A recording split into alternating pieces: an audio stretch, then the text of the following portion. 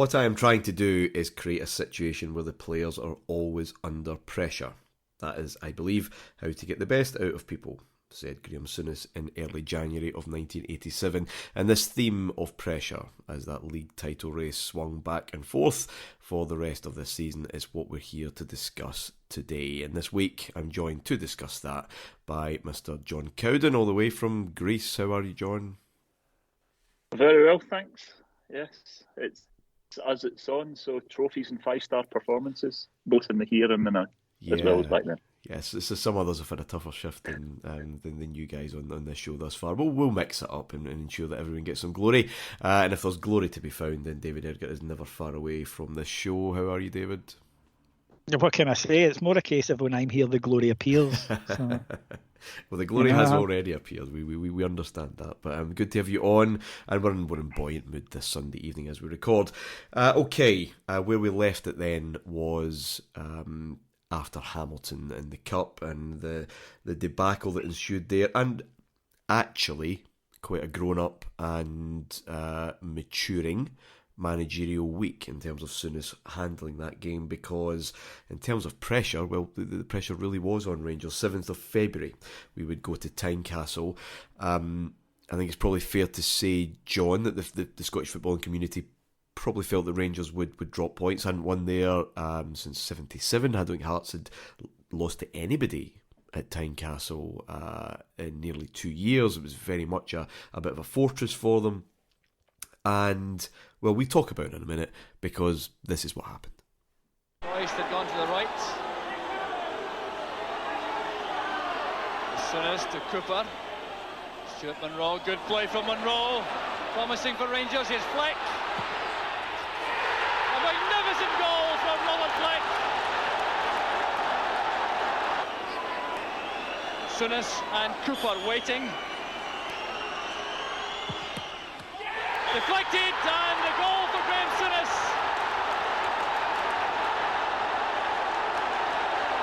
Two-1 to Rangers. There's the Cooper. Smith's in trouble. Fleck. Yes! 3-1 to Rangers. Opportunism at its very best from Robert Fleck. There's Durant. That's towards McCoist. And it's come off Kenny Black. Well, it certainly is not Hearts afternoon. Towards Fleck, he's up with Kidd. Cooper nodding it down. Sanderson touching it away. The chance now for McCoist. Brilliantly taken. And that was the goal McCoist wanted so badly. Okay, a 5-2 away victory. I'll start with you, John. I'm not sure if you were there, but this was one of the most best all-round performances of the season. Those kind of characteristics, of style, as well as mental strength, right from the off. I'm not sure many were predicting that in that run up. No, I don't even think it was raining that day, which was unusual when you were walking from Saughton all the way up to the Gorgie. No, I was pretty confident. I didn't expect this result. I mean, I thought we'd win, just because of what happened the previous week. Yeah. I thought we'd bounce back. I just couldn't see us really putting together, those kind of results. And I didn't have much.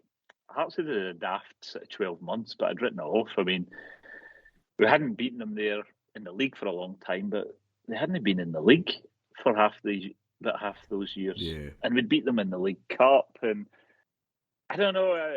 And now I did look at that Hearts team. I mean, you look at what Alex McDonald did with that team.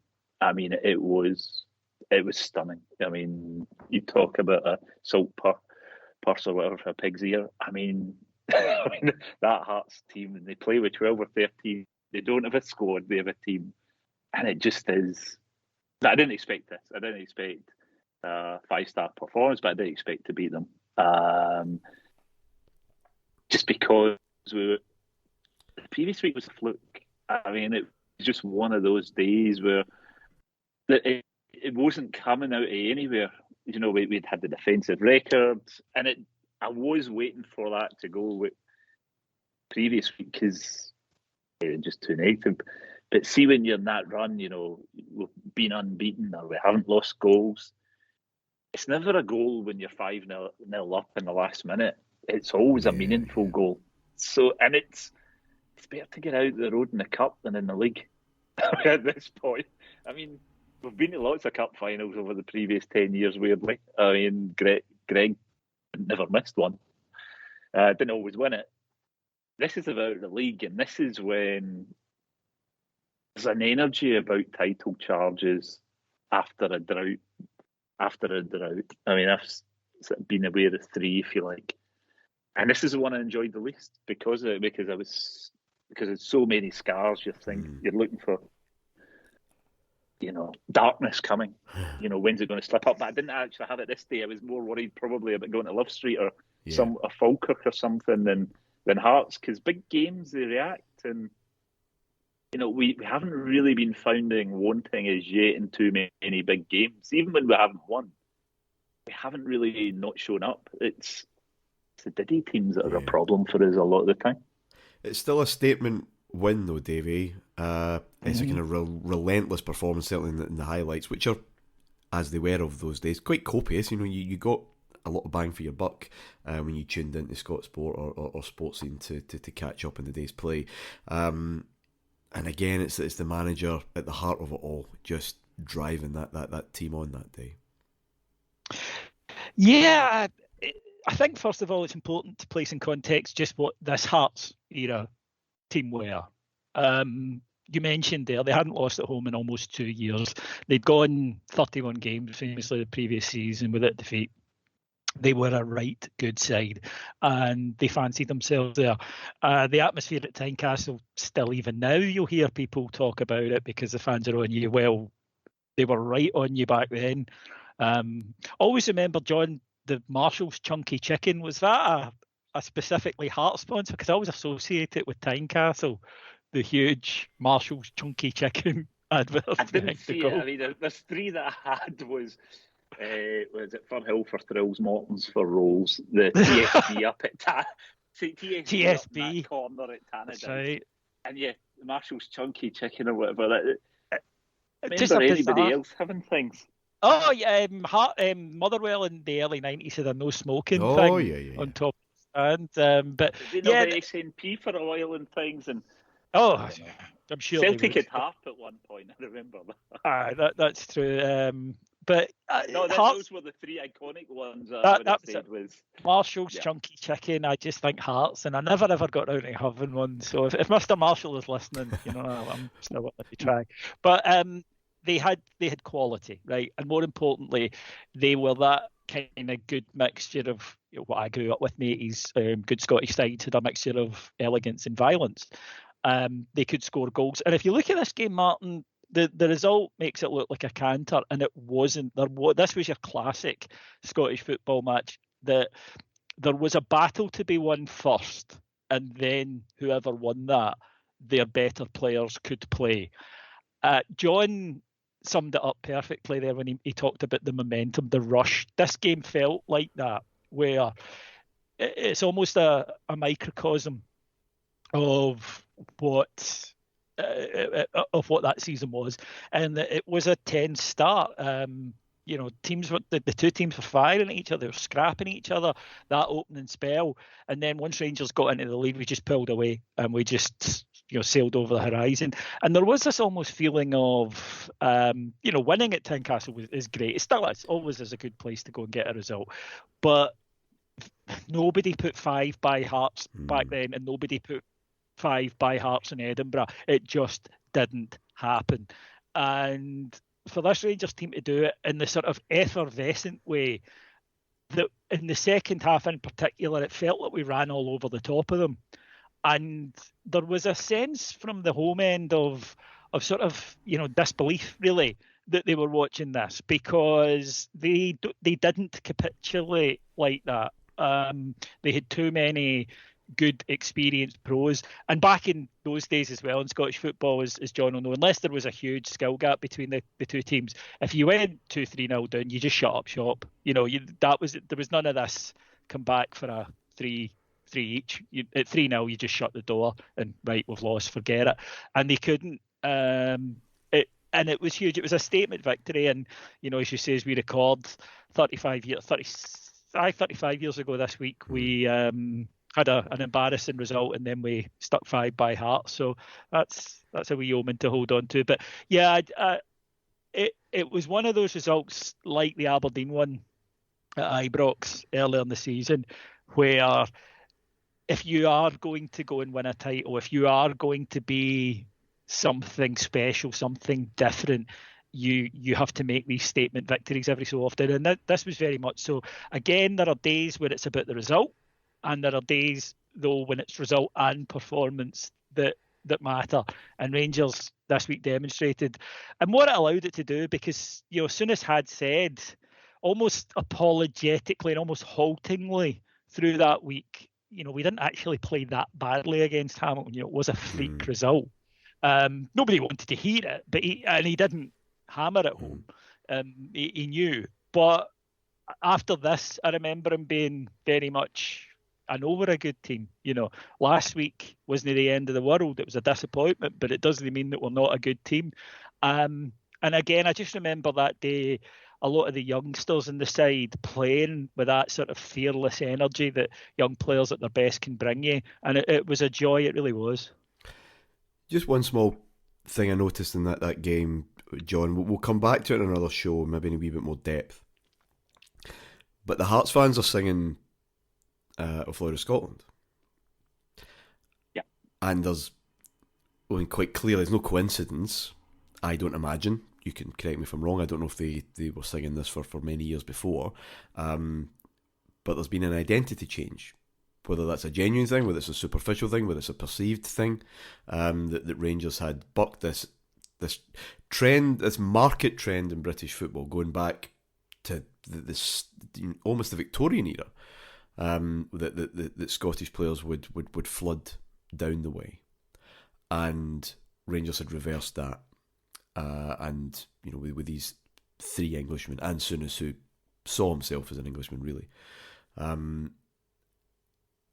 Was that a thing? Was that something that was picked up by the Rangers support at the time, that they were maybe being seen by the rest of Scottish football as something un-Scottish? Oh yeah, I couldn't put the exact date, but I hadn't realised it was early. But it happened all around now.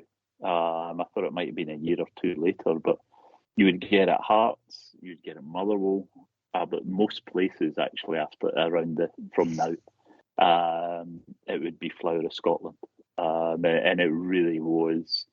I wouldn't even say we were classified as a British team. We were the English team, and that peculiarly, if you're not Scottish, then you can't be part of it.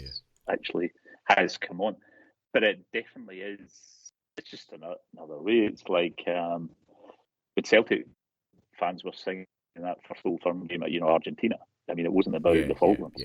I don't think it was all about us with all our kind of English imports, as they would say it. And I think we went the other way in many ways. And there was a dichotomy within the Rangers support, I'd say, of those of us who were quite happy to say, get it up, you jocks. And those who wanted to retain more of a Scottish identity and perhaps weren't as comfortable with being so closely associated with England. And I think there was more a schism there. But we were the Bank England team at that point. We spent money. And we were spending money regularly, not just big names, but, we're picking up, was it Phillips, Woods, Neil Woods, at that point, Davy Kirkwood. We're beginning to throw smaller amounts around as we begin to hoover up a squad, or, in that kind of Liverpool manner, picking up your players for Scunthorpe and Rotherham or whatever in the hope that they turn into diamonds. But yeah, no, it's definite. I mean, it is, and it's one of those things where everybody's just trying to get a rise out of the other fans and the other teams. I mean, people take themselves too seriously nowadays. I mean, back then, you just call it banter, or I don't know what the hell you call it. But it was literally people just trying to take their eyes out of each other, to get that one-upmanship that football fans do. And they really took it that seriously out with the 90 minutes. You look at the team that we've got at that day. It's not short of Scots, is it? I mean, no. So in later years, do you know Wayne Foster? I mean, they had Wayne Foster. They have an Englishman, exactly. So, as John says, it was just banter. It then got worse, I think, definitely. But back then, remember, it was just a novelty, really. That suddenly Rangers did have this different sort of identity throughout the club and different sort of move. To me, and again, this is pretty stark in my memory as a wee boy, that everything just seemed different post Souness. It was the same strip, but it just looked brighter. It was the same stadium. Obviously, it was fuller, but everything just seemed. Souness was like. Sorry to use this description, but I can't think of anything else. If you've ever partaken or ingested something that makes everything just, clearer, sharper, brighter for a bit, that's what Souness was like. He was like a drug, and suddenly everything was different, and the possibilities seemed limitless. And of course, if you are one of the clubs who are not experiencing that, and there's a fair old, John will definitely be able to relate to this, there was a fair old amount of jealousy under it, then you'll go, well, actually, we prefer the fact that, we've got Walter Kidd and Brian Whittaker on our side. And it was, as he said back then, you could go to a game, sing Blue Murder for 90 minutes and then go home. And I remember actually at Tynecastle, even as a wee boy, there was a decent relationship between the two supporters in the main, so you didn't really get, that there wasn't an awful lot of bother, except between back then. There was always sides or guys who, thugs, etc. If you wanted it, but they left civilians, as they called us, alone. So yeah, it was just a bit of banter, but it would grow and develop, and then by the mid-90s. It was definitely a thing that you're less Scottish than we are, and we take pride in the fact that our horizons are more limited than yours. Well, I think there was another aspect of that they saw what was coming, and everybody does it a little bit. I suspect Dave's quite good at it, because I am as well. That you see that they're going to win it potentially, so you try to lessen their achievement by denigrating it by saying. That's so. If you want to do it like that, if you want to spend all that money, you want to get all these English people just to buy success. Well, we'd seen that in we've seen that in the tabloid reaction to the New Year game. It's all about the checkbook, and it's all about, the headlines are all about the money. That Rangers were a class apart, but also they should be. And as Walter Smith had continually said, but that's not what they were saying at the summer. He said you can't buy success. This won't work. So choose a side, boys. What's it to be? But no, I think I get all of that. But a huge win, not just in terms of the scoreline, obviously a tricky game, but when it happened, context, a lot of pressure on, and some of the scepticism, to be fair, wasn't entirely misplaced. Rangers had spent a lot of money, but they hadn't spent a lot of money on a lot of players who knew how to win a league title. There's a lot of cup winners there. Cup winners in existence at Ibrox already, as you've mentioned before, John. But Butcher and Robertson never won a league title. They'd only won that UEFA Cup. Woods was a kind of young reserve in that Nottingham Forest European Cup winning team of 78, 79. Only Souness and Cooper of the playing staff had experience of winning league titles, and Smith in his assistant role, of course, as well. So there is a lot of inexperience, as much as there's a lot of talent and cash spent. I want to take you to an Evening Times thing that Terry Butcher did late February. He was in four big interviews that were covered across the week.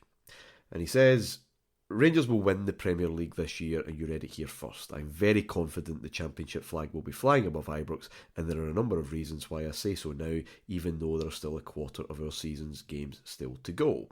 Rangers were not top of the league at that point, David. To the modern reader, I mean, I can just imagine the aneurysms that David Graham might have if one of the Rangers players come out today and said something so bold, because it just doesn't happen these days. No, you're absolutely correct. There is very little to none in the way of PR management back then. It just didn't really happen.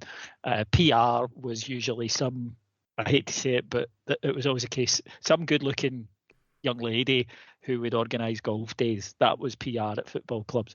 And players were much more... And there was also things that they were expected to say that now they won't be.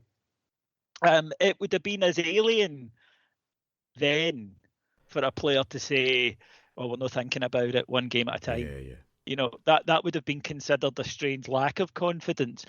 I think partly it's because back then, yesterday's fish and chip wrappers, or tomorrow's fish and chip wrappers, or that kind of thing, you could say something that was transient. You could say something in the paper, it would go away quite quickly and we would move on with our lives. Whereas now, of course, there would be the 3 or 4 day debate on Twitter, then it would be referred to and the link would be posted or the clip would be posted, and it doesn't go away. There was a much more transient nature to it, but also people just didn't take everything as seriously. And I think that, again, there was this lack of parsing stuff, or, if you like, projecting your own views onto it. So a footballer would say, I think we're going to win the league this year. And he wouldn't be alone in that. And you would have at the start of the season, it was not rare to see Hearts or Dundee United players saying, "This, we really fancy ourselves this year to go and do something and go and achieve something." I would always, and this is a much bigger thing, but I would actually put a lot of this down to in the 90s when suddenly there were gaps. Rangers were way up and over the hill at the end of the decade, so were Celtic as well. The managers and players of other clubs began to try to talk down the expectations, because the expectations of their fans didn't go down the same, the way that their fortunes did. And I think that they began to talk down that, and it became culturally the norm. So now it's the norm in football to try and reduce what people expect, and therefore it's easier to beat it.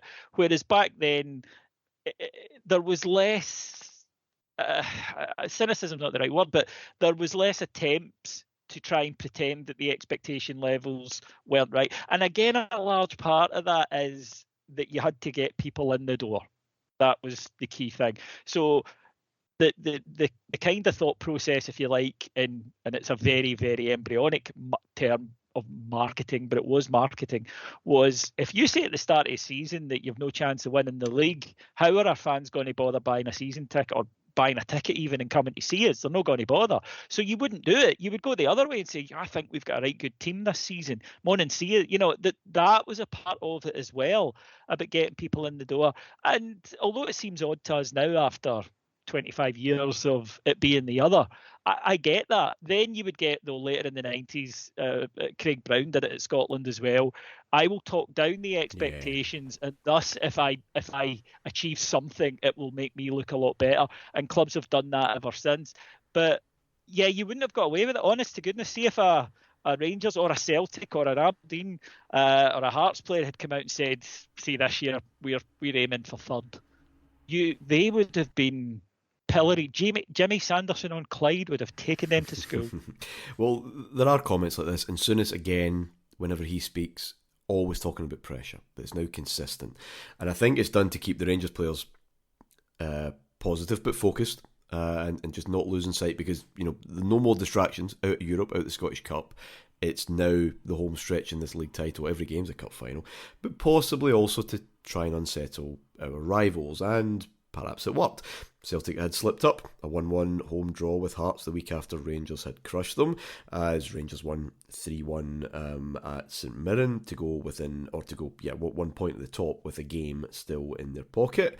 And then Celtic crashed out the Scottish Cup, again to Hearts, and then I think, in terms of this season, which is so famous, so many big games, you talked about them, John, the Rangers winning the big games this season. Here's perhaps an underrated Saturday, 28th of February, 2 days after Butcher had made those comments in the newspaper, by the way.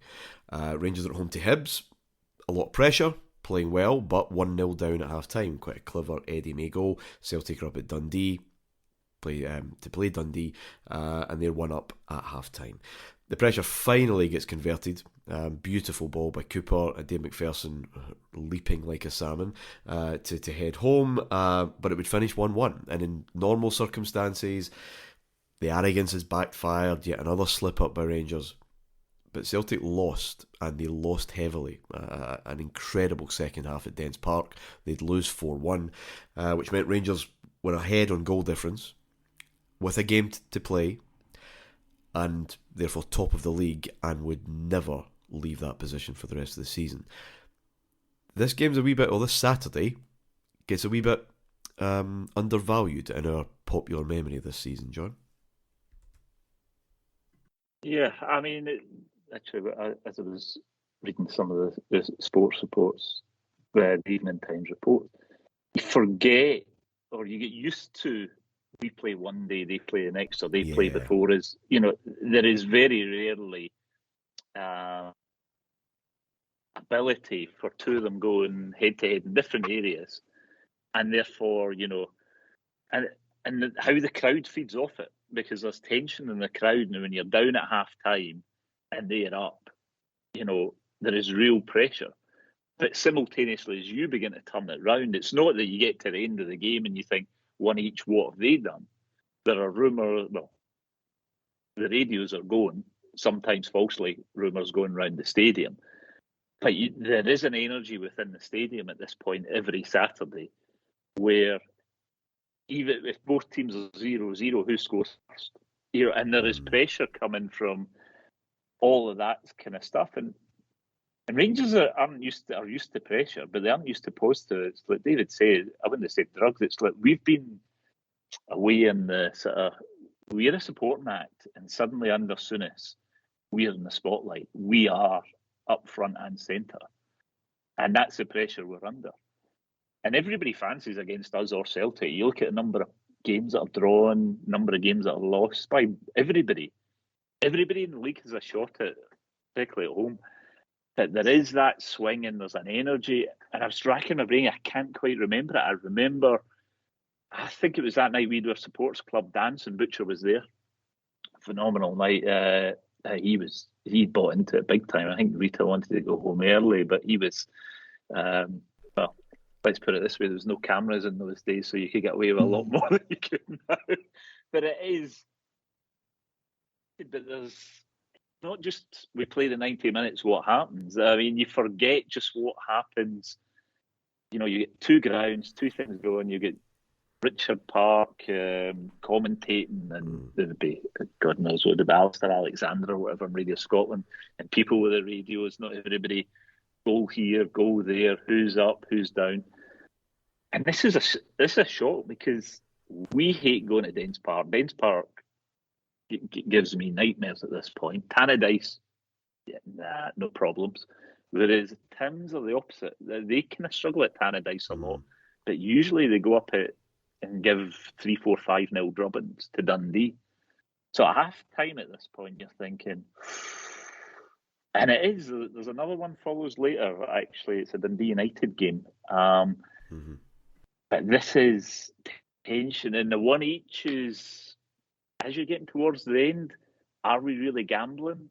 I'm not sure we do. I can't remember. But if they're 4-1 down, from being, what would it be, 2 points worse off at half time, we're going to be 1 point better off by full time. It's a hell of a turnaround. And it's, as I say, stadium has an energy. I didn't enjoy this title run in that as much as I would have liked to in hindsight. I loved last year's and I loved 74, 75. This one was full of angst. You're waiting for things to go wrong. Well, there's plenty of time for it, but not immediately. Rangers would win the next 5 league games after that that draw with Hibs, and some of them by very slim margins. The middle one, which, funnily enough, was that trip to Dens Park, one midweek, John. Rangers won 4-0 and were outstanding. And again, Walter Smith, some of the stuff we produced was as good as anything I've seen in Scotland for a long time. Frankly, we can only throw it away now. Celtic had lost at home to Aberdeen, so Rangers they had a 4-point lead with 8 games to go. But in those 8 games, trips to Tannadice, Parkhead, Pittodrie. So where are we here now? That's 17th of March. Rangers are 4-11. Favourites to win the title. Celtic now at 4-1. And again, that pressure thing. Souness internalises it. He takes, again, a Liverpool trick. Scotland v England, 5-a-side on a Friday. Absolutely wild sessions. Souness fighting with Durrant, Derek Ferguson, sometimes both at the same time, before Smith, who was a kind of referee, would pick the ball up and call a truce. Souness, of course, playing for England. But you know, as Graham Roberts says, once we were out in that pitch, we knew that we were a family. We were one. We were knocking lumps out each other on the Friday, but something was settling in. It was a deliberate test of character that told Souness all he needed about his players. Once the Saturday arrived, if they could deal with that, then they could deal with anything that the Saturday could throw.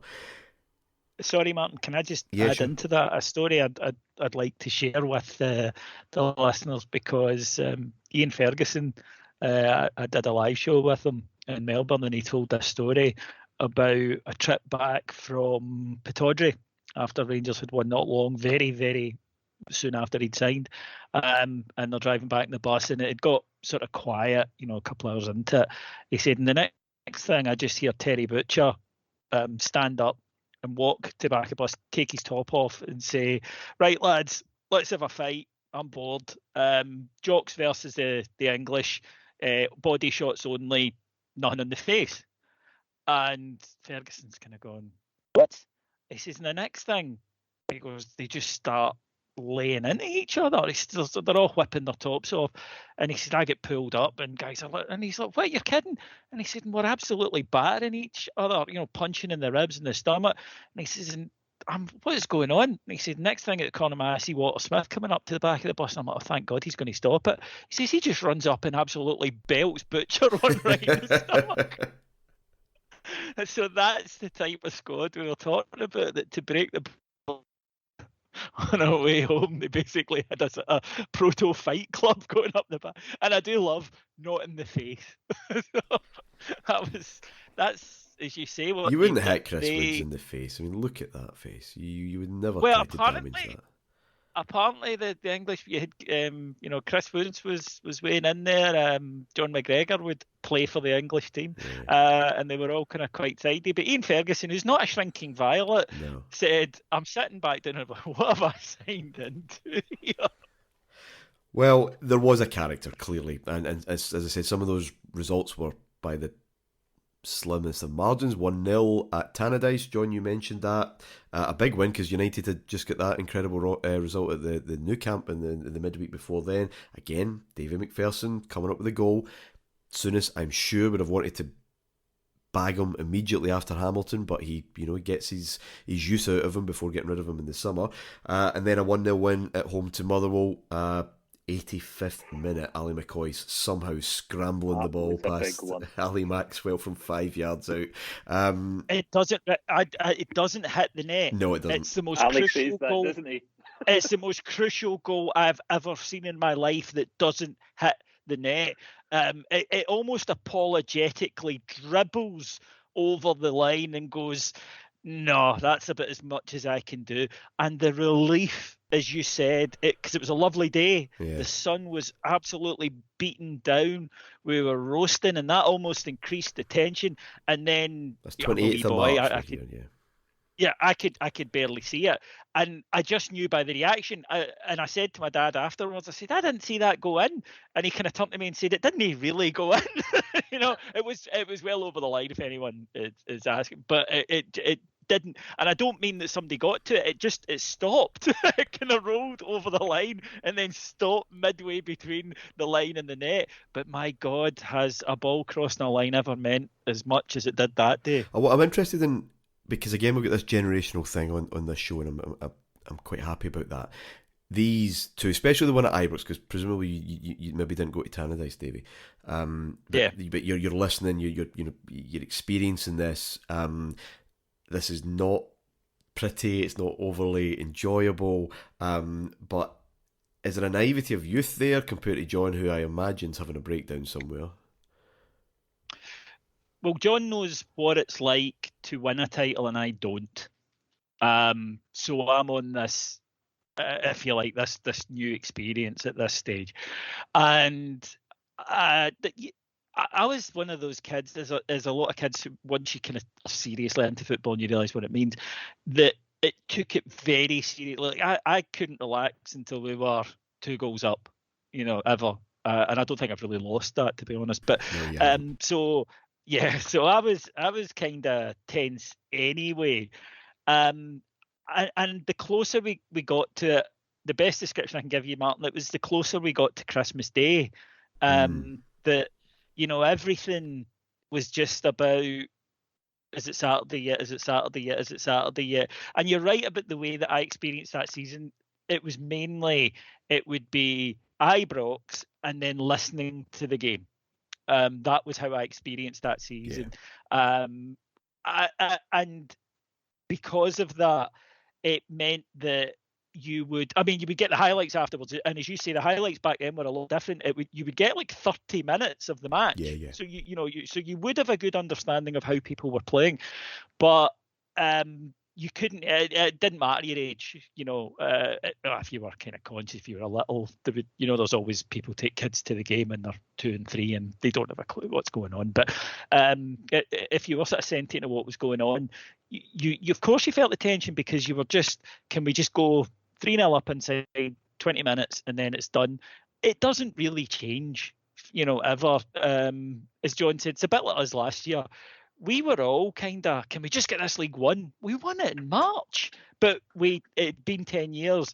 So for me, I haven't experienced this, and I'm getting towards seeing it. And I'd seen all these things, Martyn, on TV of when a team won the FA Cup, that there would be thousands of people on the streets to welcome them, and league champions, and they'd be standing there with a big trophy, and I've never had that, and I'm getting closer and closer and closer to it, and I wanted it desperately. I wanted it, so much. And when you're a wee boy, I was going to say you're allowed, but we still do it. You're allowed to kind of be bouncing in your chair for 90 minutes, going, come on, just utterly on edge, and it doesn't change. But again, he had, I'm interested to hear John's in this, because John, you knew what it was like to actually win a title. So, I mean, you've already tasted this, and the desperation to taste it again must be enormous.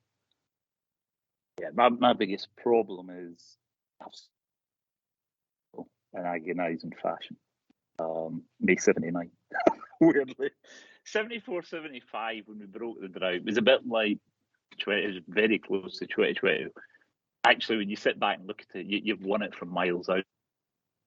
Why there was any angst? This is a neck and neck thing, which I've seen before. But when your team's won the title, a neck and neck's very different to a team full of players who have never won the title. As you say, there's Coupons in it, and there's a lot of nervy points. Or I think again, a lot of confidence with Dens Park, because that was a bogey ground, and also for me as a 8-year-old, that's where we won the league in 75. There and win that 4-0. It was one of those, I don't know, emotional touch points, which actually you place a great deal of rational reliance on, which is absolute bollocks, actually, because there isn't. But you just think, okay, we've won at Dens Park. We won at Dens Park then, so we're going to win. But then you get to this Motherwell game, and we've lost. I mean, this is a replay of the game. Was it October, November? With that, I mean, it's a carbon copy. In fact, it's a carbon copy of just about every Motherwell game from now until 1992 or something. I hated Tommy McLean. How he got 14 defenders on when you're only allowed 11 players, I will never know. The most boring, attritional, awful. And people that think time wasting's a modern thing, they had it down to. You would get the ball and play in a Rangers Motherwell game at Ibrox for about 7 minutes. Oh, hellish. It was torture. But on the other hand, when you score in the 85th minute, there is this dual thing going on because you get the huge relief, and therefore you think this is your new. Simultaneously, they're obviously getting news. I have no idea where they were playing that day, but they were at Hamilton and they were winning easy or whatever. I think it was. I looked up. They're getting it through. It's that 5 minutes they're winning, and suddenly we've rescued that extra points. It's 2 points for a win. I mean, the emotions going on, and it calms the nerves for a few days. There's you guys were younger, but you tend to find in these title running that you're going out strange nights of the week to the pub with your pals, like Tuesday nights, which you never do. But you just want to get out, and you don't want to talk about winning the title because that would jinx it. But you do want to be out amongst everybody else who's feeling these emotions. It's a subconscious thing. It's not planned. But it is this whole, you have this need just to be with people who truly understand, I wouldn't say this roller coaster you're going through. I mean, we used to go out and we wind up with the pub quiz machines back then, and you were allowed three initials, so SNS would be number 1 through 10 or whatever, Souness. But there is this need, but as you get closer to the kickoff, you're going to kick in because there isn't any game as a gimme. Actually, the bigger games I felt, Tannadice, no problem. You talked about the 3 big. I was never worried. The title run-ins going to Tannadice, I don't ever recall we might have done where we actually ever lose or not get the result all through the years from the 70s onwards. Tannadice is a good place I like to go to. Danes Park was a worry. Parkhead and Pittodrie are another kettle of fish. And weirdly, Ibrox is as well, because the crowd it's nothing worse than a nervous Rangers crowd, because there's a lot, everybody wants it so much, either because it's the first time or because just let's kill all these years of pain where we're also runs. And this sheer tension of go 3 up in the first 10 minutes, please. Because 2 goals for me isn't enough. I was brought in the 70s. So, 2 up, you're going to get beat 3-2 regularly. 2 down is better than being 2 up at half time. So I want 3, and it never happens, does it? Because you're just, as you said, there's only that Dundee game where you rattle in a few and it's happy days. Every other one it's tight. I mean, there's not a lot of goals going on, but it's a wonderful feeling. Can you imagine you Twitter? Really have to enjoy it. It's just 1-0. It's just 1-0. It's just 1-0. These aren't enough. Celtic's XG is huge. They're going to kick into gear. It's a 4-point lead with only 6 games to go, and obviously Rangers should be favourites. 2 points for a win makes that even more acute. But 4-11 still seems a bit short. But you've got to go to Parkhead and Aberdeen. Exactly. Yeah. Which means if you lose those 2 and the Tims win. Yeah, which isn't impossible. It's not, because they've got an easier run in. Just your favourites, but not by a lot, because I think Souness is a naivety going to, because he hasn't. If you think about it, he hasn't met the full whirlwind that is the chaos when they're flying there. Yeah. Because the previous one is after the mayhem of the League Cup final, so everybody's in their best behaviour. Yeah. Because that always happens. Whenever you have a mayhem Old Firm game, the next one is nothing each, 1 each. Yeah. It is nothing. Well, he goes there on the 4th of April. We go there on the 4th. Yeah, 4th of April, go to Parkhead. The chance really to seal it. To win it. 18,000, not enough. Rangers fans buying tickets all over Parkhead. And just a wee word about Celtic, and I do enjoy a bit of fun with Davy Hay. It should be mentioned that Souness thought he was a genuinely decent man and a championship winning manager, but he's struggling here week by week. He's always in the press talking about, I'm sure the board are going to spend money soon, and they just don't. A young Steve Bruce from Norwich City was quoted, never turned up. They wouldn't go beyond 300,000 for Steve Clark from St Mirren in early '87. And also he's got a problem with Johnson. They also have the Mojo Circus, don't they? They do have the Mojo Circus, which is a big deal. Now Johnson would go on to inflict punching people. He would go on to. He was bored at Celtic and never. No, he was bored. I'm agreeing with you. He was, he'd been in London. People forget this. He'd been in London. He was bored with what Celtic were trying to get him to do. I mean, Celtic wanted their players. I hate to say altar boys, but that's what they wanted them to be. They expected them to your social life will be that you go to the kind of Carfin CSC bowling club night out, and the players just weren't up for it. But see that Steve Clark not spending it now. For those of you who only know Steve Clark as a sort of football manager these days, Steve Clark was a very, very, very decent right back. He would go and play at Chelsea for years, although Chelsea weren't what they were now. They were still a big club at the time. Chelsea got him for 400 grand. That's what they wouldn't go above. And they would then try, umpteen players over 10 years. Celtic's tenure in the transfer market was legendary for a reason. That actually now looking back at the time, I kind of thought, why won't they just go the extra? And then I realised as I get older, they didn't want to spend. It's the Craig White thing. I'll make it. Even if they did, think they had it. Even if they did, it was I'll make an offer. But I don't think they had it. Well, maybe that was the reason, but they would genuinely they would do the. They maybe didn't have it, John, because you remember their attendances. You'd be at a game and there would be 60, 70,000 at it, and they'd announce 40,000. You're like, aye, right, aye. Where's that? I wonder where all those tax experts. Where's it? Why are you taking all the money in a big sack marked swag somewhere? Yeah. But it was almost like they didn't want to buy the players, but they wanted to say that they'd bid, and then they would do that very kind of Celtic purse slit thing that they do of, well, we will not be held to ransom on players. Yeah. But if you look at Celtic daft Steve Clark from St Mirren, knew the league, would have been the right back for 10 years, and they didn't bother buying him. And every time that they did this, they were linked with a player, he wouldn't come. Rangers would sign somebody. Souness liked a player every 3 months, as we know. The adrenaline rush that all these new players come in this entire period is enormous for Rangers. The freshening of the squad was enormous. Whereas Celtic fans would be told time after time, you're going to get a player, and they wouldn't get them. And good players, the decent players. And then you've got Johnston, as I say, he's a young guy and he's bored and he feels he's underpaid, which he was.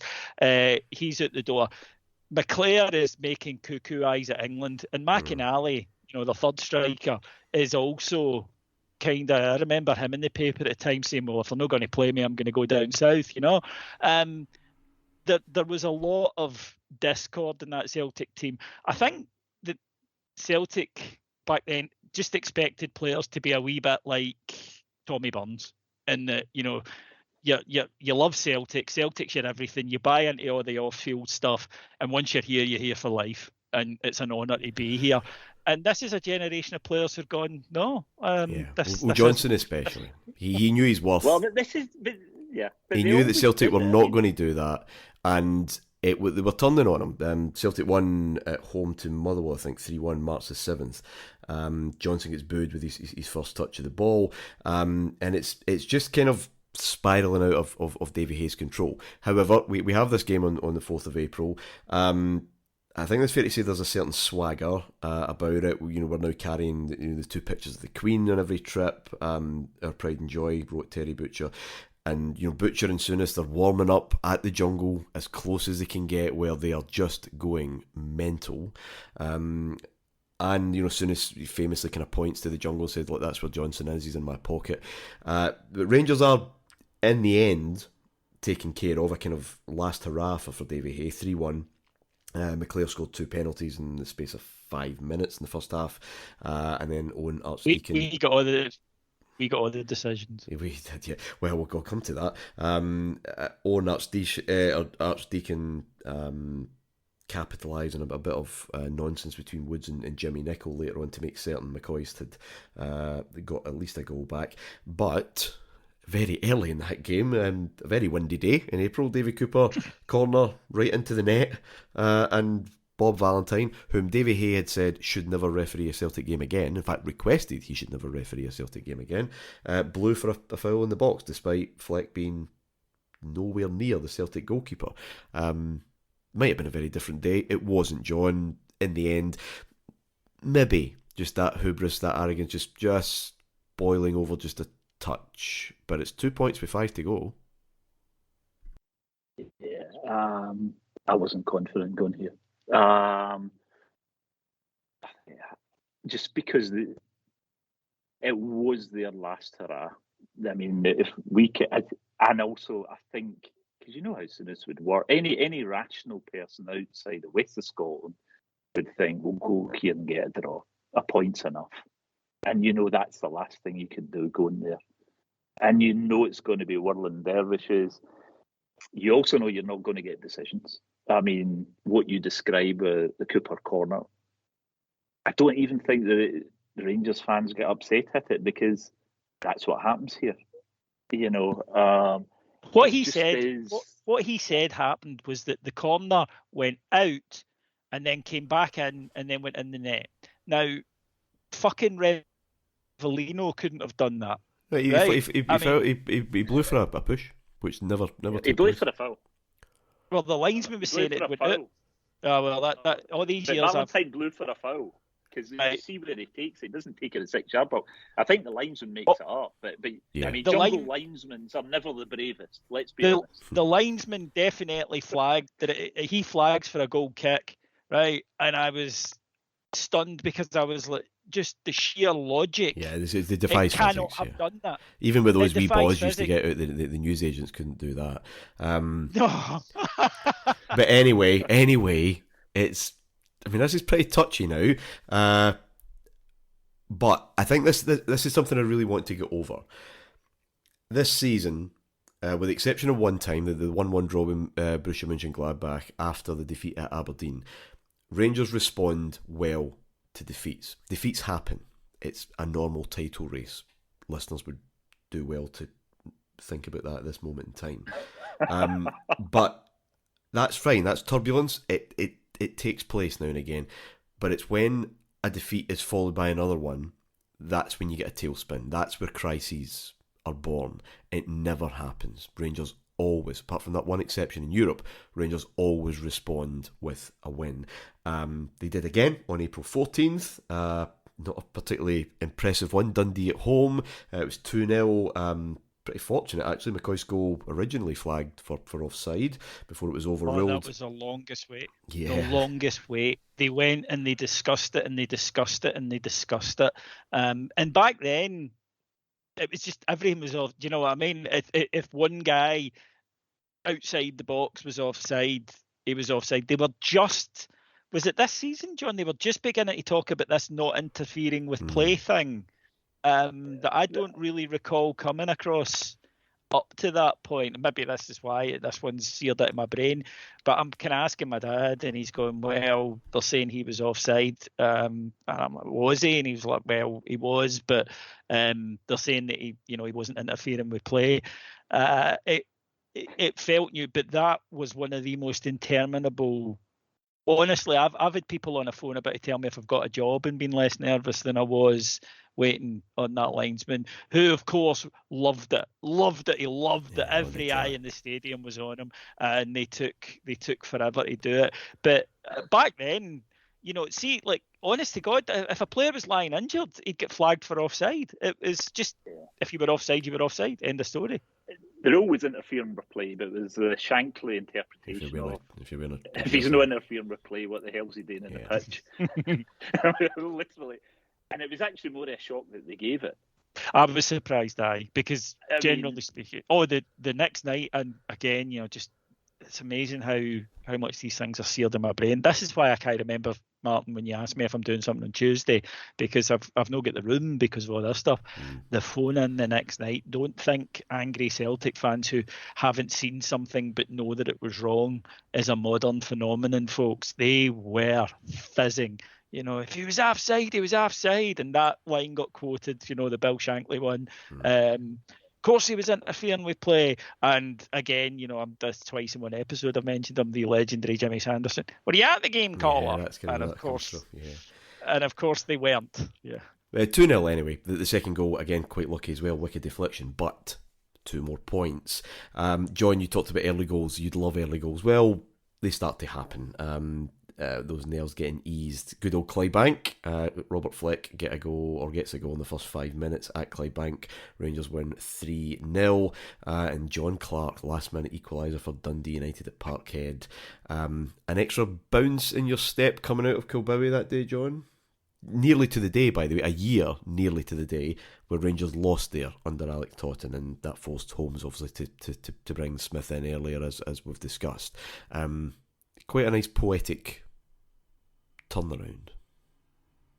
Yeah, I think I would classify it as relief, and it never quite goes away, because I do remember the previous season where they come from nowhere and win after they draw 4 each, they win 8 in the bounce to win the league from absolutely nowhere. And actually getting that draw was a point for us, but it was a signal that they're maybe not capable of running. They can't run the card. I think if they'd kept winning, the pressure at Pittodrie it'd have been cardiac arrests for many people. It was just that psychological, and they usually get the last minute winners. I don't know if they do or they don't, but that is your perception of what happens. Myth and reality, but in your mind it is Celtic score early, Celtic score very, very late. Play until you score. And the fact that they lose one at Parkhead is such a... I think it's probably so late that you probably aren't aware until you get back in the bus up the road, because at that point, in the last 5 minutes of the game are at best 50-50 chance of being correct, because there are so many skidding about. And you just don't believe it. I'm pretty certain you get back to the bus, and it's only when you get the nod from the bus driver or the supporters bus, like, we've done it. And even then, I'm guessing, no, it would have been, my pal would have had it, and he'd have been holding it. That's what, because we'd have went the train back. We were in a running bus to Clydebank for Partick. But it is that whole thing, because rumours are rife at this point, But the fact they've done it is like, and it just sets it off, because and I think it's that week where we're queuing up at, people are overnight or whatever. I was certainly there at 5:30, 5:45 to queue up in the morning for the Aberdeen tickets at Ibrox. And it just adds an extra frisson to the Pittodrie ticket rush, because there aren't many. Well, we'll get to that in a minute. I want to get to just briefly talk about the game in between, because you were 3 points now with 4 or 3 remaining. Sorry, it's nearly there. Easter weekend, Easter Saturday, beautiful warm afternoon. At Ibrox, Hearts are the visitors. Again, there's an early goal scored by McCoist. He gets all 3 in a 3-0 win. And he breaks Jim Forrest's league record of 30 goals that afternoon as well. There's just this, Davey, I've spoken to fans about this. I've spoken to English journalists, Scottish journalists living in England, and kind of came home for that family Easter that weekend and went, and there seems to be a different atmosphere around Ibrox by the time McCoist gets that third, and this youthful exuberance, it's just glee about his celebrations with the airplane and all of that. This man, his boyhood dream came true in the middle of a nightmare, really, and now he was taking the adulation that he richly deserved. Super Ali kind of boomed around the stadium. We'll come to Pittodrie in a minute, but that Saturday, which leaves Rangers 3 points with just 4 left and a goal difference of 10 in terms of the difference, it's done, really. That there just seems to be a joy. I know John will come back to me on that, but with the perspective of cool, detached, historical understanding, that isn't getting turned around. But that afternoon just seems so joyful. Yeah, again, it was genuinely roasting. I mean, like proper taps off weather. And there were a lot of people actually with taps off. If you go back and watch the footage, you'll see a lot of very pinky Glaswegian people with the boobs out. But there was a sort of joy in the air. There was an excitement, and there was little tension because of the way the game went that day. Your point about McCoist is right. This is, a guy who now I think feels probably for the first time that he is in the hearts of Rangers. And this is a guy who already has a cup final hat trick against Celtic under his belt. And he's already got, as you mentioned, plenty of goals. But the Ali get to fuck has been in between those, Absolutely. The scars of Dundee and the Copeland singing that to him are still there. Yeah. That's not that long ago from here, guys. That's 18 months, 2 years, 2.5 years. 2 years. So this is a guy who's seen highs and lows, and he's always been liked by some, disliked by others. And you know what Rangers fans are like. If we like somebody, we like him forever, regardless of form. If we don't like somebody, doesn't matter how many he goes. This is different now. Now he is Ali McCoist. This season is a transition from Ali McCoist being Ali McCoist, really good footballer, occasionally capable of banging in a goal or 3, but also capable of going 9, 10, 11 games without scoring. That has stopped now. He's the main man. He's got his wee partner, his wee brother kind of thing there in Flecky. He's got his best mate Ian Durrant playing behind him sublimely. And the fans adore him. It's just complete and utter adulation for him.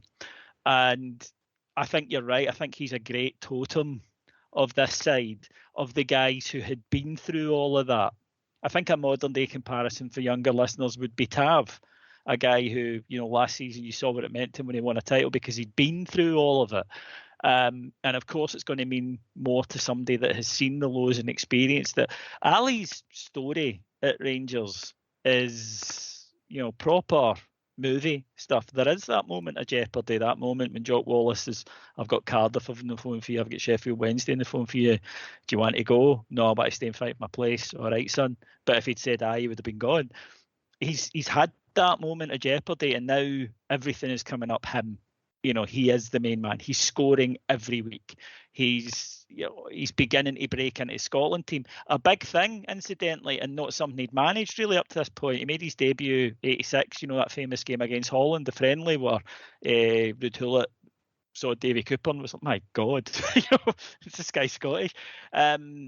He's beginning now to just arrive. And Ali McCoist took a long time to arrive. People forget this. St Johnstone wonder kid, goes to Sunderland, can't find his arse with both hands, comes to Rangers, and there are moments. But is Ali McCoist going to just be a good Scottish Premier League striker in an era where there's loads? I don't mean that disrespectfully, but Frank McDougall at Aberdeen had an amazing season. Didn't go into much. And that can happen. Back then, you get guys who are decent goal scorers, but this is him arriving. This is him becoming Super Ali. And he was just adored. And this, I think, is the season where he goes from being a popular player with some and very much not a popular person with others into Ali. And then, of course, the legend begins, and it will build and build and build over the next few seasons with more difficulty. It will go through that period under Souness. Ali's story is not just one golden upward curve, but those stories are really boring anyway. So his is true to life. His is real. There were challenges. But that day, Martyn, it was 30 degrees. Rangers were top of the league. We got that lead that I was talking about earlier. I was bouncing up and down. The singing, the noise was incredible. And we all know Ibrox, even in antiquity, has never always been a play. You know, this idea that the four stands sang for 90 minutes has never been true. But that day it was. And there is a sense of, look at this. This is the future. This is it. Now, this is what it's going to be now. It's going to be big signings, and it's going to be, you know, good football and goal scoring and winning things. And we are now bigger than Aberdeen, bigger than Celtic, bigger than Dundee United. I know that sounds laughable to younger listeners, but that's what I'd grown up with. We were one of them. At best, we were like, you know, in the chasing pack to most of them. And yet now we're running and we're flying and nobody could stop us. And that day, it just felt like that. It just felt like everything is beginning to be the way it should be. Just an interesting wee point on Ali. Well, I found it interesting anyway. I found it surprising. His average goals per game in 86-87 was 0.68. Exactly the same as 85-86. Which I didn't. I mean, I know, you know, John, you've mentioned, you've made this argument before that, you know, McCoist was really the one kind of driving, the only one kind of driving that team. I think it's maybe unfair to say he's the only one, given Cooper was still there. But there's no change. He would explode after that, actually, and we'll talk about the following season in the coming weeks. But interesting consistency there. But we'll speak about McCoist and I think in more detail, I'm sure, over the course of this year. Right, John. 3 points, as I said, with 2 games left, 4 points to play for, 10 goals of a goal difference advantage. We have to go to Pittodrie, not exactly a happy hunting ground, and at home to St Mirren, who were Scottish Cup finals and would be Scottish Cup winners. Explain to me why on Sports Scene you're at Pittodrie with your face tripping you. Half time, just below the 86-87. I watched it again. Belief is Celtic are going to beat Falkirk, and if we lose to Aberdeen, given where we are and the heartbreak that has been, going in with a 1 point lead into a final game, no matter where it is against who it is not the stuff of confidence. I mean, Hearts are a team that season. This is putting in slight context. Hearts are a good team for us. I mean, they're tough to beat and everything, but we've been able to stuff them, 3 times in the bounce. Aberdeen beat us. We beat them 3-0 at Ibrox. We lose to Hamilton. We bumped them. And then when we really need a big performance, a relaxer, we bump them there. Pittodrie is like, if you go 1 point, and this is immediately 12 months after when they played the 11 bins and St Mirren strips. Well, that's actually insult to bins because they could have played better. It is in your mind, I mean, because of everything that's going on. The last time we won the title race was 78-79 and we could beat by 10 men, 4-2. I think it's easier for younger people. Yeah, I remember it. I did not appreciate 74-75 until 86-87 because you just take it for granted. You take in the rational mind overrules the emotional scars because there aren't any. But when you have it in Pittodrie, it's just, I mean, Parkhead is a nightmare where you get dodgy decisions. I mean, you're up against Willie Miller and whoever else is refereeing it. I mean, it just is. And you don't expect them to drop points at Parkhead. I mean, come on. Okay. On the Thursday before, he was on his toes, buzzing at training, wrote Ian Durant about Souness. I knew he fancied it at Pittodrie. His pre-match words said, the manager said, let's get out there, be a unit, be strong, and let's not get anybody sent off. Well, of course he would. There are no excuses for Souness' performance that day. He is the most decorated, the most experienced player on the pitch. He'd already received a warning for a high-footed challenge and a booking for this wild tackle on Brian Irvine, all inside the opening half an hour, to commit an even worse tackle, and it is, I managed to screenshot the video, on Brian Irvine again, same player, both feet in mid-air. It's just ridiculous. for someone that experienced, that cultured. But it clearly, the tension, the situation, the circumstance gets to the best. He disappears. Walter Smith has to come down from the stand, completely blanks him on his way to the dugout. But yeah, we haven't started this tricky trip to Pittodrie very well. John, but Souness told David Holmes, apparently, if you find me the money to sign Terry Butcher, we will win the championship this year. And he did. Free kick. Exactly 5 minutes remaining of the first half. Well, we all expected something rather special today, but not quite what out. There's Cooper. There's Butcher, he scored! Butcher has scored for Rangers. The Rangers captain thunders in the first goal of the match. Okay, I've written before about this. I think this is the most fitting way to have this moment to seal this season. For Butcher to be involved, almost ever present, towering, totemic, but also to be assisted by Cooper, one of those players who were enjoying that career renaissance because of these imports, because of the new, and this fusing of the new and the old. It's not either or. These guys, I said at the outset of this series, these three signings plus Souness, they can't do it all themselves. But the change was this new culture, this new revolution, breathing life into some of these other players, some young players, some old. Obviously, McCoist, we just mentioned, hasn't been affected at all. But what a perfect way to just have that kind of moment. It seemed as though I had an entire side on my back as all my teammates jumped on me. It didn't matter. At that moment, I could have lifted the world, said Butcher. John, talk me through that moment after what you've just seen with the manager being red carded, and now the Rangers are 1-up. It's kind of surreal. I mean, it's upsetting because I'm in the beach end,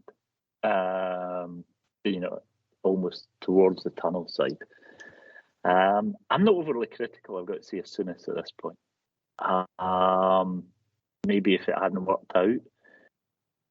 You see, he's a professional. He hasn't been through it all. He's never been the manager and this is his first season. This is a big thing for this guy, and I get why. If you don't believe he's got pressure and emotion, self-driven, putting it on, and these things happen. Everybody makes mistakes in life. So if it turned out differently, I mean, I've never really forgiven Hateley for Bruges, I've got to be honest.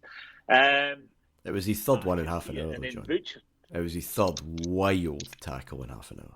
Once you've gone, though, Mark. Yeah. I mean, it's what I mean. We have seen it. I mean, Souness, not just when he goes, and Pittodrie is it's just one of those atmospheres for us where everything goes off.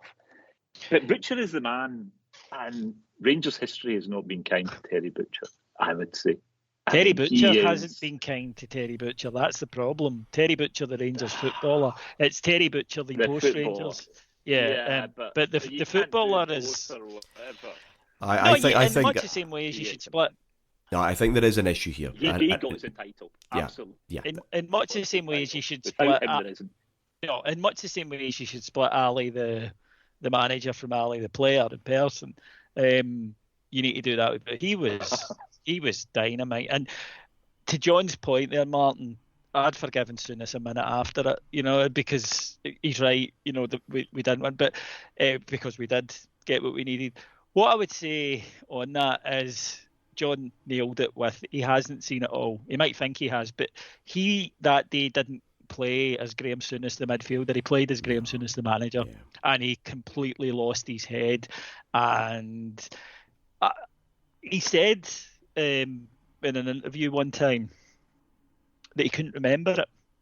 When he got back to the dressing room, he couldn't remember the tackle. He was gone. He shouldn't have picked himself that day.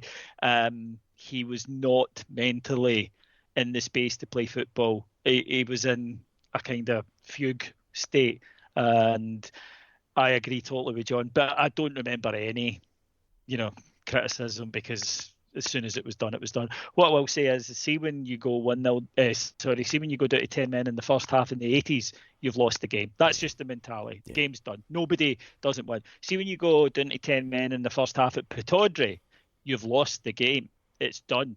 You're not winning. See when the Bastards equalise with a full, 20 minutes to go? Oh, they equalised before half time. No. Brian Irving gets an equaliser before half time. You're not winning that game. And Butcher that day was just absolutely spectacular. He was just absolutely. They all were in their own way because they had to be. Because Aberdeen don't really you've got Miller, and Miller's career at Aberdeen, he's been basically the king of Scottish football. That's fair, isn't it, John? And he's been the captain that's been picking up the most silverware. Yeah. And here's this mob that he turned down. Remember that he turned down because he was going to get more success at Aberdeen. And here's this mob are turning up, and not only are they taking what he conceives as his title, they're going to do it in his backyard. Anyone who thinks that Aberdeen that day didn't go hell for leather to stop us winning. The ball was a poor soul in that game. Let's just say there was a deft Grampian breeze going on because it was a pretty horrendous conditions. But Aberdeen did equalise. Celtic incredibly were one down at home to Falkirk. Brian McClare would equalise from the penalty spot, but there just wasn't enough heart left in that Celtic challenge to push Rangers to the last day. Falkirk scored a comical long range winner. A ball that just bounced somehow over the despairing Pat Bonner. And I guess, John, when that news is filtering through, doesn't matter what happens now, even if Aberdeen do score, it's absolutely inconsequential. I'll get your thoughts in a minute, because let's just enjoy that monumental outpouring. Malimbala. And I think that will be, and there it is, the final whistle. Rangers have won the league, and on come the supporters. The supporters have broken ranks. And there is a danger of the Rangers players being swamped. Bless little Colin West, quite naively just raising his hand, thinking that was jolly good. We've won the league, just to be utterly swamped by all thousands of Rangers supporters coming out of the park. There's something very symbolic about this, John. And David, and both of you in the shows we've done have kind of intimated this, that Pittodrie Stadium, this impenetrable fortress, the source of just so much heartache and embarrassment, some utter hidings there in the last decade, being overwhelmed by Rangers supporters, some of whom just let in at the very end just to soak that moment up, and just one end of the ground to the other, and on the pitch too. It was now owned by other fans in red, white and blue. Talk me through your experience of that. David's been on the Tynecastle with Andy down in Kilwinning and listening to the radio in a pub. What was that for you, being there?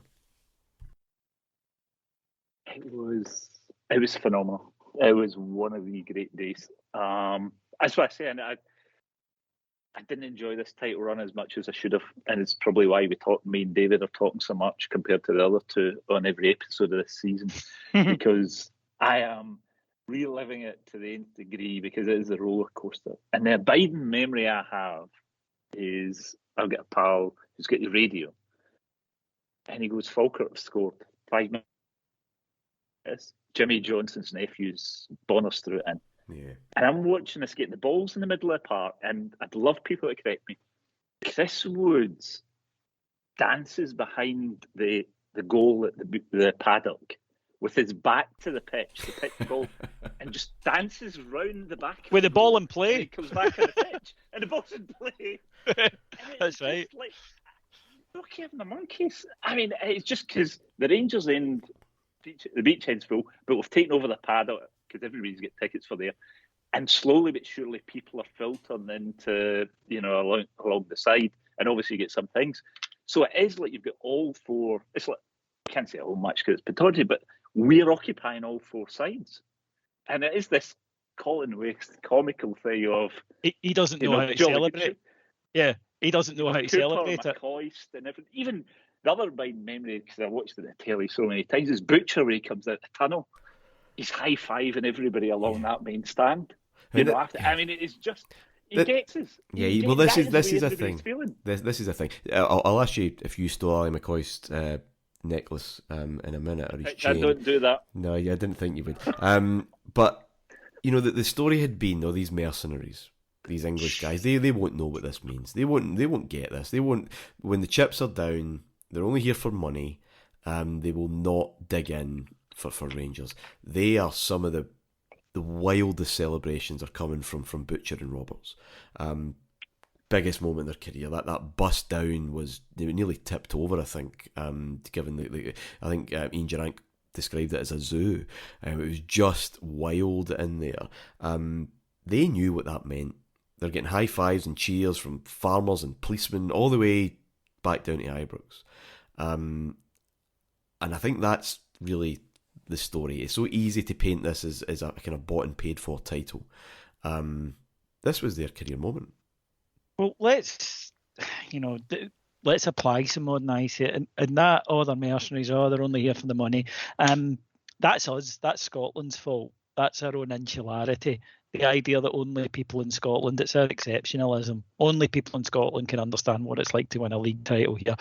I've never grown up particularly wanting to win a Greek title, but if I signed for a Greek club and I worked hard every day with these guys and the supporters were there telling me what it meant, and I'd want to win, I wouldn't be going, well, I get paid the same regardless. It doesn't work like that. We know that now because football ever since has been, players move. Basically, every team has players who are out with.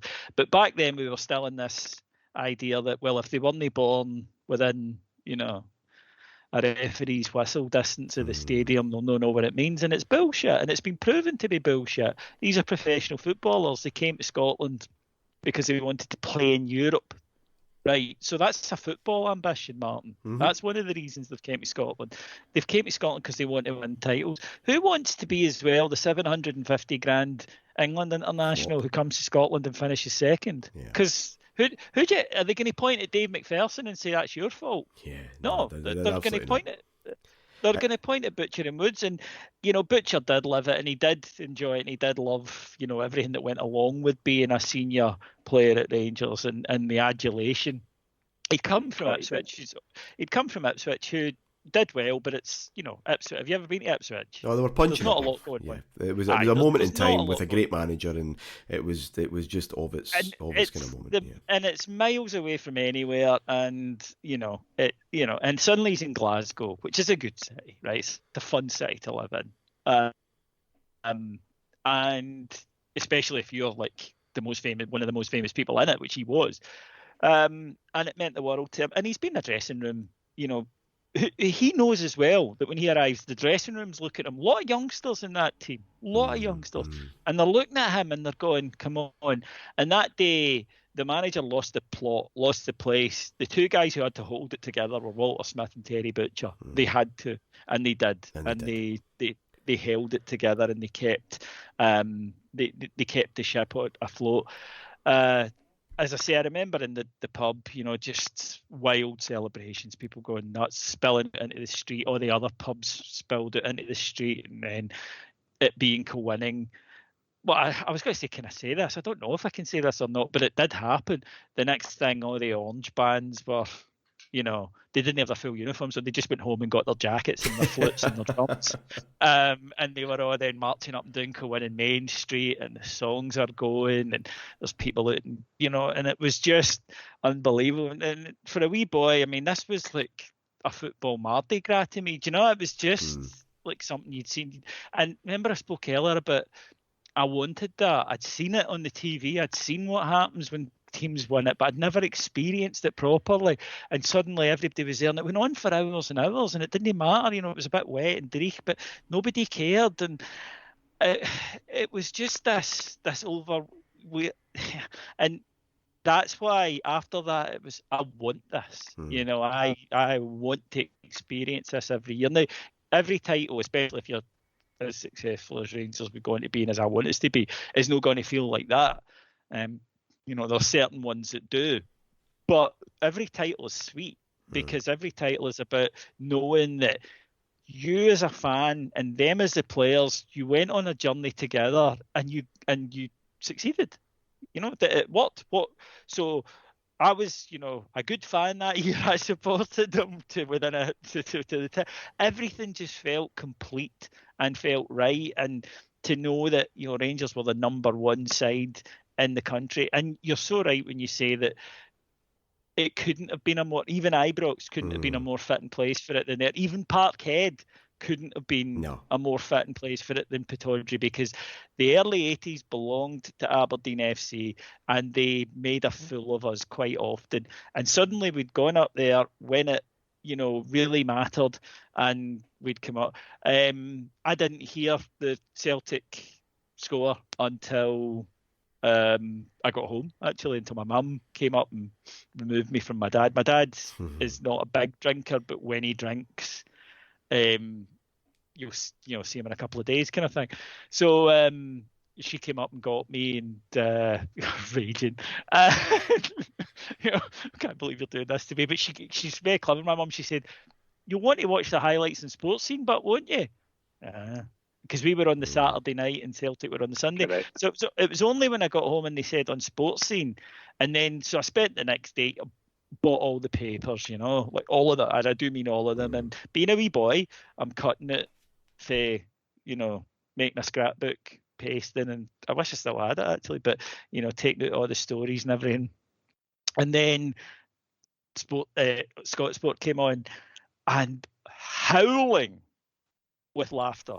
Not only the goal as it goes in, but that was the first experience I can remember of the fact that there is nobody in the world who should be involved in evacuating a large crowd than Celtic supporters, because that was the first I'd ever seen that particularly Parkhead phenomenon of goal goes in, gone. Yeah, it was pretty incredible. It was just comical. And it was like when we won the league in 2021, that it was a weekend. You remember we played St Mirren on the Saturday and then right.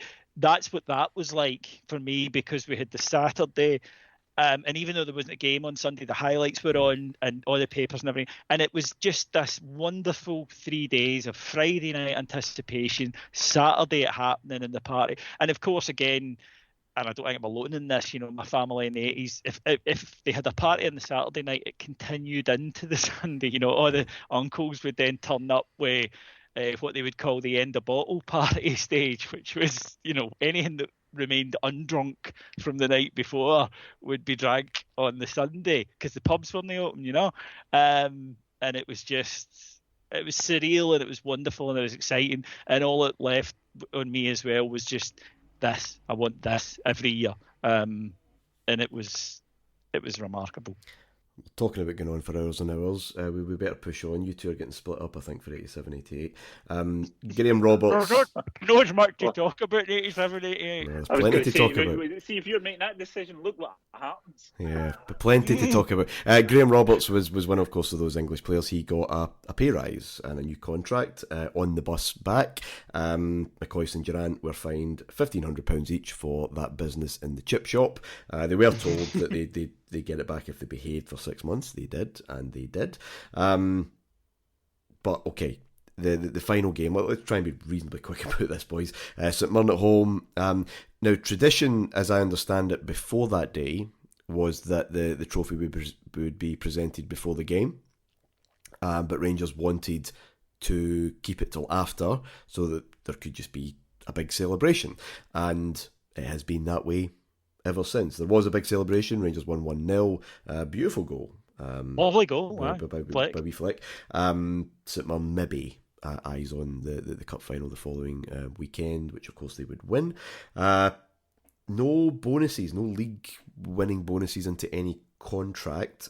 So Butcher, as captain, went to Souness and Holmes, and they made an agreement that Rangers players would take an equal share of the gate from that final game against St Mirren, around £10,000 each at the time, about 30 grand in today's money. And Lawrence Malborough had turned up for that game. He was pinned by Chick Young, I think, on the way out. Just as in business, you have to put the right men in the right positions, and we have done that. We're actually a bit ahead of our planning, but we won't kid ourselves that there won't be setbacks in the future. But yes, my grandfather would have enjoyed all of this. That day, I mean, it couldn't possibly be as hectic and as emotional as Pittodrie John, but just to see that trophy back and being waved about, and the full lap of honour, and the English Connection T-shirts and all that. It's less for me. I mean, it was all about Pittodrie. I mean, I'm not as much, because it's adrenaline rush is gone. It's done. It's almost post-coital, or whatever you want to say it. It's lovely, but okay, fine. For me, it was all of the previous weekend until even the Monday lunchtime with Richard Park, doing his montage with the 2 Queen songs or whatever. That game was a lovely game, but it felt like a friendly. It was lovely after it, getting the trophy. Yeah. But it was like, St Mirren was like, look, we'll let you win. We don't want injuries. Don't humiliate us, because then we'll have to start kicking you and you'll kick us. There was a kind of gentleman's agreement of, we'll let you win, but don't, knacker our confidence for next week, it felt. It was like a pre-season friendly. And 3 minutes for the goal, and then nothing happened. Honest to God, that's what, and for about 30 minutes, everybody's just singing and waiting for the table with the trophy. Ref, come on, just on it. See if the ref had said to everyone in that crowd that day, and the players and management, well, we just 3:30, just rattle it, lads, finish early today, everybody would have taken it. I mean, it's 3 minutes, it's a beauty, but that's it. That was the last thing that happened, because John's right. St Mirren were like, look, we're not going to. You don't want injured. You want to go in the piss tonight. We've got the cup final next week. 1-0 suits everybody. I was more looking forward to this because I hadn't been there the week before, so this was going to be like my day. And then the thing I remember the most about it was everybody's running on at the end, and I wanted to go, and my dad said no. So then, as we're leaving, I just jumped over the wall and ran. And the next thing I remember, my dad followed me, and I got a bit of the pitch, not by grabbing it, but a guy handed me a bit as we were coming back off. And my dad just, I'm not angry, I'm disappointed, because that's always the worst with my dad, just sitting, in the huff in the car home. My mum, though, fucking leathered me when I got home for it. Anything could have happened to you, I always think it's a strange Scottish thing that parents do, that, I'm so worried anything could have happened to you, so I'm going to inflict violence upon you because violence might have happened to you. It was I was forgiven fairly quickly, and even though she threatened to throw my bit of pitch away, she didn't, and it went into my dad's shed, where it has sat ever since. It's now very dry. Speaking of West of Scotland mums, I was taken to the cup final just as my uncle and his pal, Rangers supporters, but they had tickets or whatever. I don't know how I managed to get tickets for the cup final, and would Martyn want to go? But I was only 6. Obviously never been to Hampden, never been to a cup final, and my dad, but be a good introduction to that rather than a Rangers one, which obviously would be a wee bit full and a wee bit more mental.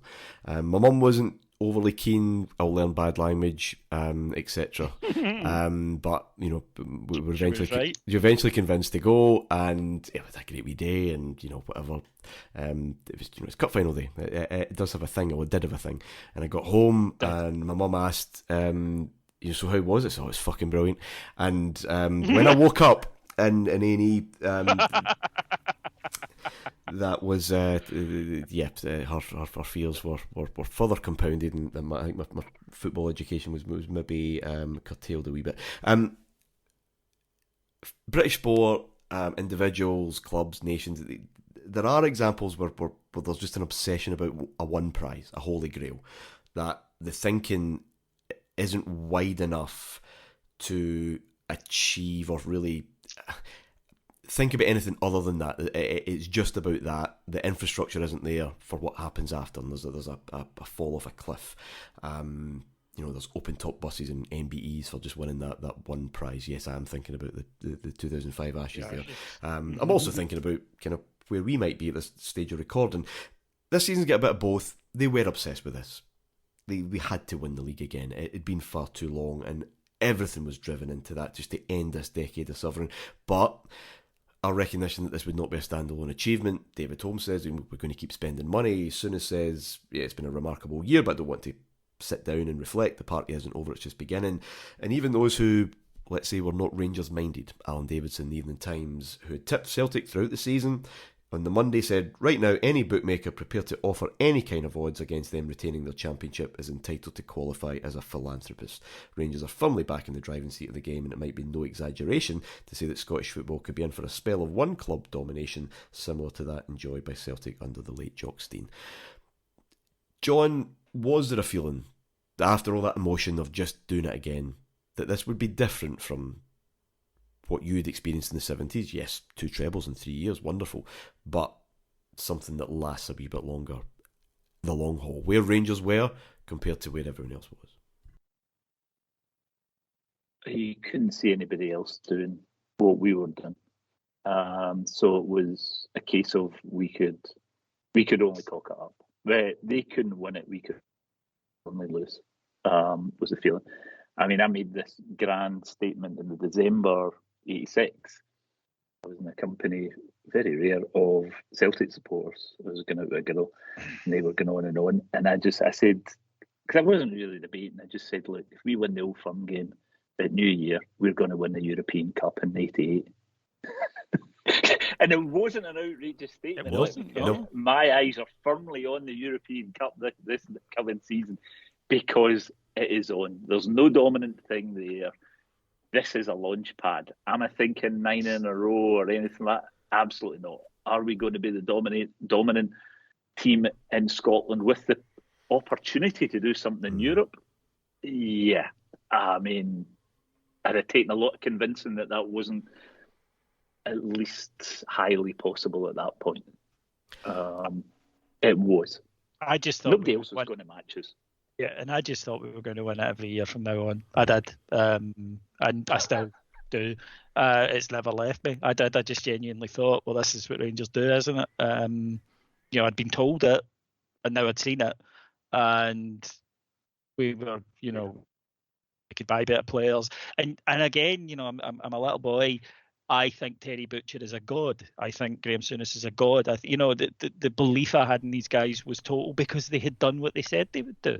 Graham Souness arrived, and we're going to win the league, and we're going to do this and that. Terry Butcher, and they'd done it. So my trust in them as a little boy was as complete as my trust in my parents. It was just that almost unconditional because they'd said they did what they said they would do, and I just assumed from then on that Rangers would win the league. And it's odd because John says he regrets that he didn't enjoy this as much as he should have.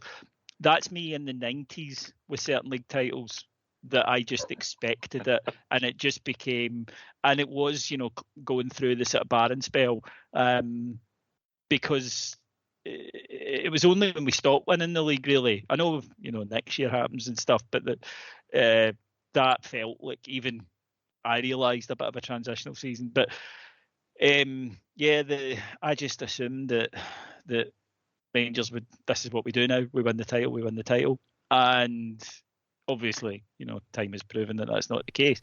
But back then, that summer, I just thought, right, well, from now on, we're going to win everything.